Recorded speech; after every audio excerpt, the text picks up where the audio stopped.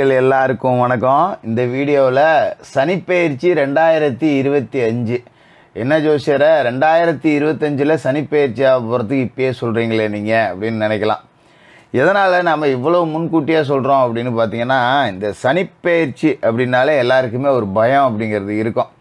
இப்போ கூட பார்த்தீங்கன்னா சனி இருக்கிற இடத்தால் பலருக்கு பாதிப்பு, சனியோட பார்வையால் பலருக்கு பாதிப்பு.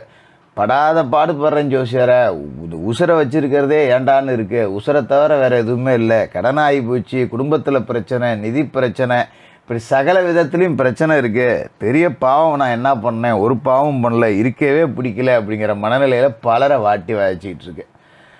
அப்போ நம்ம முன்கூட்டியே சில நல்ல பலன்கள் அப்படிங்கிறத சொல்லிட்டோம்னா ஒரு மனசில் தெளிவு பிறகும். சரி, இப்போ நமக்கு இன்னும் கொஞ்சம் காலகட்டம் தான் சரியில்லை, அதுக்கு பிறகு நல்லா இருப்போம் அப்படிங்கிற ஒரு நேர்மறை சக்தி உங்களுக்கு கிடைக்கும். அப்போ இந்த 2025 சனி பயிற்சியால் யாராருக்கு என்னென்ன நன்மைகள் கிடைக்க போகுது அப்படிங்கிறத நம்ம முன்கூட்டியே கணிச்சு சொல்கிறோம். அதாவது சனி பயிற்சி எப்போ வருது அப்படின்னு பார்த்தீங்கன்னா, 2025 வருஷம் மார்ச் மாதம் 29ஆம் தேதி. இன்னைக்கு இந்த தேதியில் சனி பகவான் குரு பகவானோட வீடான மீன ராசிக்கு போக போகிறாரு. இங்கேருந்து பார்த்தீங்கன்னா ஜூன் 3, 2027 வரைக்கும் 2.5 வருஷம் அங்கே தான் இருக்க போகிறாரு. இந்த சனி பகவானோட பயிற்சி, அதாவது சனி பகவான் தன்னோட சொந்த வீட்டிலேருந்து குரு பகவானோட வீட்டுக்கு, பகை வீட்டுக்கு போகிறார். இதனால் யாருக்கெல்லாம் என்னென்ன பலன் கிடைக்க போகுது, சனியோட பார்வையில் யார் யாரெல்லாம் மாட்ட போகிறா, என்ன நடக்க போகுது அப்படிங்கிறது எல்லாத்தையுமே நம்ம துல்லியமாக பார்த்துருவோம்.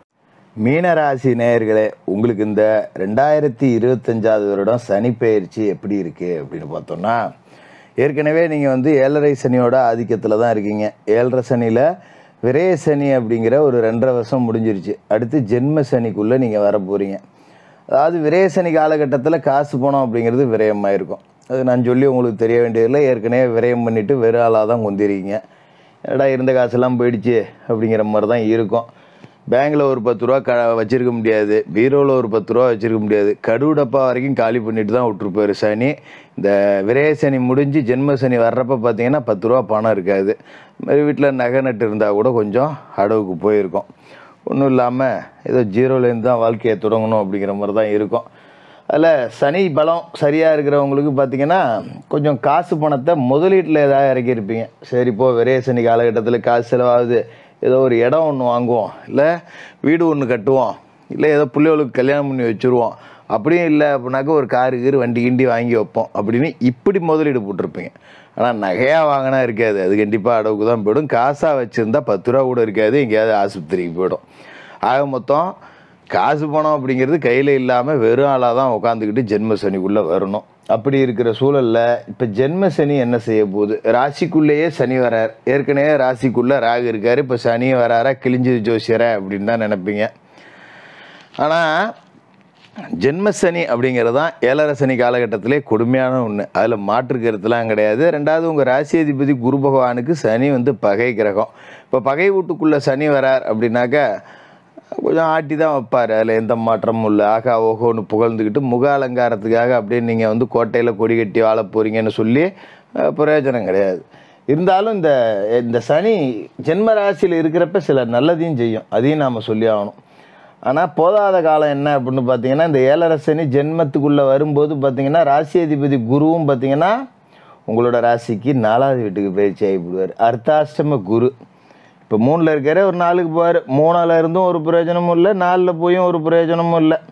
சரி, இப்போ சனி பார்வை இருக்குது பார்த்தீங்களா, அதை தான் நம்ம ரொம்ப முக்கியமாக இங்கே பார்த்தாகணும். ஏன்னா ஜென்ம சனி காலகட்டத்தில் சனி பகவான் ராசிக்கு 3வது வீட்டை பார்ப்பார், 7வது வீட்டை பார்ப்பார், 10வது வீட்டை பார்ப்பார். அப்போ 3 அப்படிங்கிறது சகோதர ஸ்தானம்.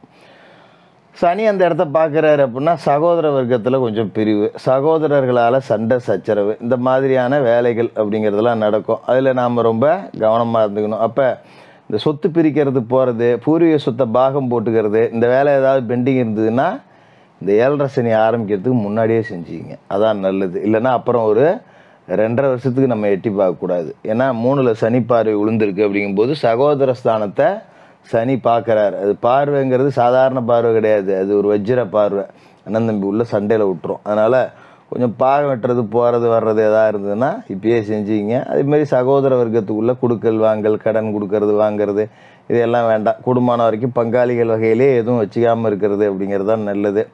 அதுமாரி 7லேயும் சனி பார்வை விழுவுது. 7ங்கிறது கலத்திர ஸ்தானம், கணவன் மனைவிக்குள்ளே சண்டையை மூட்டி விடுற ஸ்தானம். அதை வந்து இப்போ சனி பார்க்குறாரு, 7வது வீட்டை சனி பார்க்குறாரு. 10வது வீட்டுக்கு ஜென்மத்திலே சனி இருக்கும்போது கணவன் மனைவிக்குள்ளே பிரச்சனை அப்படிங்கிறது கொஞ்சம் கூடுதலாக தான் இருக்கும். ஒருத்தருக்கு ஒருத்தர் நாம் விட்டு கொடுத்துட்டு தான் போயாகணும். அதுமாரி மனைவி, அவங்க வழி உறவுகள், இவங்கள்ட்ட கொஞ்சம் கவனமாக இருந்துக்கணும். குடுக்கல் வாங்கல் வேண்டாம். ஒரு நல்லது கெட்டதுக்கு போனோமா வந்தோமான்னு இருக்கணும். அங்கே போய் நம்ம ஊர் நாயம் பேசிக்கிட்டு வெட்டி பஞ்சாயத்து பண்ணிக்கிட்டு இந்த வேலையெல்லாம் வச்சுக்கக்கூடாது. அதனால் தேவையில்லாத மன கஷ்டம் பிரச்சனையெல்லாம் வர்றதுக்கு வாய்ப்பு இருக்குது, கவனமாக இருக்கணும். அதுமாரி கூட்டு தொழில் எட்டி கூட பார்க்கக்கூடாது.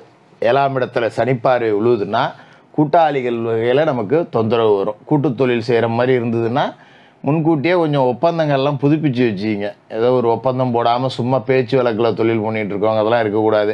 என்ன தான் தாயும் பிள்ளையுமா இருந்தாலும் வாயும் வேறம்மாங்க பார்த்தீங்களா. கூட்டு தொழிலில் இருக்கிறவன் நல்ல நண்பனாக இருப்பான், நல்லவனாகவே இருப்பான். நேரம் சரியில்லைன்னு கொண்டு போய் விடும், எவனாவது அவனை ஒன்று கிடக்க ஒன்று சொல்லி குழப்பி விட்ருவான். நீ சம்பாரிச்சது கூட அவனுக்கு 10 ரூபா தரேன், நீ தனியாக வாடான்னு திடீர்னு பிரிச்சுக்கிட்டு போகிற மாதிரி ஆகிப்போம். அதனால் கொஞ்சம் கவனமாக இருந்துக்கிறதுங்கிறது நல்லது. ஒப்பந்தம் போடாமல் இருந்தால் கூட ஒப்பந்தம் போட்டு வச்சுக்கிறது அப்படிங்கிறது நல்லது. அதோட நண்பர்கள் வகையில் தேவையற்ற விரைய செலவுகள் வரும். அதனால் நண்பர்களை நம்பி முதலீடு எதுவும் போட்டுறாதீங்க. ஃப்ரெண்டு சொன்னால் இந்த தொழில் ஆரம்பிக்கிறேன், அந்த தொழில் ஆரம்பிக்கிறேன், இல்லை ஃப்ரெண்டு ஒருத்தன் வெளிநாட்டுக்கு கூப்பிட்டான் போகலாமா, எட்டி கூட பார்க்கக்கூடாது. அந்த பக்கம் எதாக இருந்தாலும் எலி வேலையாக இருந்தாலும் தனி வேலை தான்ங்கிற மாதிரி தனியாகவே செயல்பட்டுக்கிறது அப்படிங்கிறது தான் நல்லது. இதே காலகட்டத்தில் தொழில் செய்கிறவங்களுக்கு கொஞ்சம் தொழிலில் பிரச்சனைலாம் வரும், முதலீடு போட வேண்டிய சூழல் வரும். நம்மள்கிட்ட காசு இருக்காது, தொழில் கிளம்பாமல் உட்காந்துருக்கும் ஒரே இடத்துல. அப்போ எவனாவது ஒருத்தனை கூட்டு சேர்த்துட்டு முதலீடு போடலாமாங்கிற எண்ணம் வரும். அப்படியான வாய்ப்பும் நம்மளை தேடிக்கிட்டு வரும். அது வேண்டாம், விட்டுருங்க. நல்லதோ கெட்டதோ 10 ரூபா நம்ம சம்பாரித்தா போதும், அது 1000மாக மாத்திரம் இன்னொருத்தனை கூப்பிட்றேன்னு சொல்லி 10 8ஆக்க படாத பாடுபட்ட கதையாகி போகும். கவனமாக இருந்துங்க.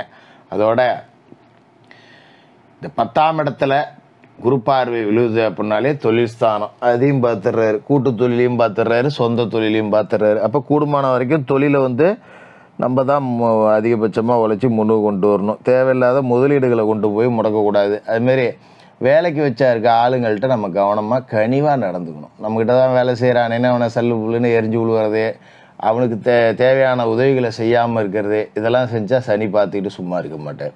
உழைக்கிறவனுக்கு 10 ரூபா ஊதியம் கிடைக்கணுங்கிறது தான் சனி பகவானுடைய அந்த பார்வை காட்டுது. அப்போ நம்மள்ட்ட வேலை செய்கிறவனை எந்த அளவுக்கு நீங்கள் நல்லபடியாக வச்சுக்கிறீங்களோ அந்த அளவுக்கு உங்களுக்கு நன்மை அப்படிங்கிறது கிடைக்கும். அவனுக்கு ஒரு உடம்பு சரியில்லாமல் போவோம், 2 நாள் லீவு கேட்பான், நம்ம கொடுத்து தான் ஆகணும். நமக்கு வேலை இருக்குங்கிறத இழுத்து பிடிச்சிட்டு உட்காந்துருக்கக்கூடாது. பிறரை துன்புறுத்தாமல் வாழக்கூடிய வாழ்க்கை அப்படிங்கிறது தான் ஜென்ம சனி காலகட்டத்தில் நாம் செய்ய வேண்டியது. நம்ம உண்டு, நம்ம வேலை உண்டுன்னு இருப்போம். ஒருத்தன் வேலைக்கு இருக்க சரியில்லை, நான் என்ன பண்ணுறது ஜோசியரை, ஒரு வேலையும் செய்ய மாட்டேங்கிறேன், ஓப்பி அடிக்கிறேன், அப்படியா ஒன்றும் பிரச்சனை இல்லை, இந்தாப்பா 10 ரூபா அப்படின்னு அவனுக்கு சம்பள பாக்கி 1 ரூபா கூட உங்கள் கையில் வச்சிக்காமல் அவன் உழைப்புக்கு உண்டான காசை அவங்ககிட்ட கொடுத்து நல்ல முறையாக பேசி அனுப்பிச்சிட்டு அதன் பிறகு வேற ஒரு ஆளை பிடிச்சி வச்சுக்கிறது அப்படிங்கிறது தான் நல்லது. இல்லை நான் சம்பளத்தை தரமாட்டேன், போக மாட்டேன், இந்த மாதிரி மிரண்டு பிடிக்கிற வேலை இதெல்லாம் வச்சுக்கக்கூடாது. கூடுமான வரைக்கும் பழைய ஆளுங்களை வச்சு இழுத்து பிடிச்சி ஓட்டுறது அப்படிங்கிறது தான் இந்த காலகட்டத்தை பொறுத்த வரைக்கும் நல்லது. அதுமாரி ஜென்மசனி உடல் பிணி, இதை பிரிக்கவே முடியாது. ஜென்மசனி அப்படின்னாலே தேக ஆரோக்கியத்தில் கை வைப்பார் அப்படின்னு அர்த்தம். இதில் மாற்று கருத்தே இல்லை. குறிப்பாக பார்த்தீங்கன்னா காது மூக்கு தொண்டை தொடர்பான பிரச்சனைகள் வரும்.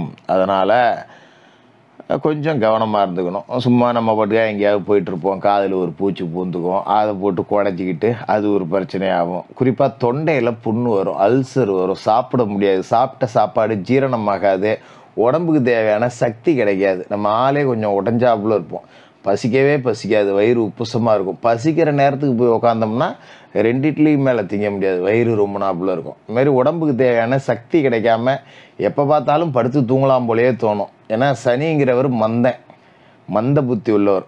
நம்ம சொல்லுவோம்ல மதன்னு இருக்குது, ஏந்திரிச்சு போகவே முடியலன்னு, அந்த மாதிரி புத்தி உள்ளவர் தான் சனி பகவான். அவர் ஜென்ம ராசிக்குள்ளே வரும்போது நம்மளை அப்படி ஆக்கிடுவார்.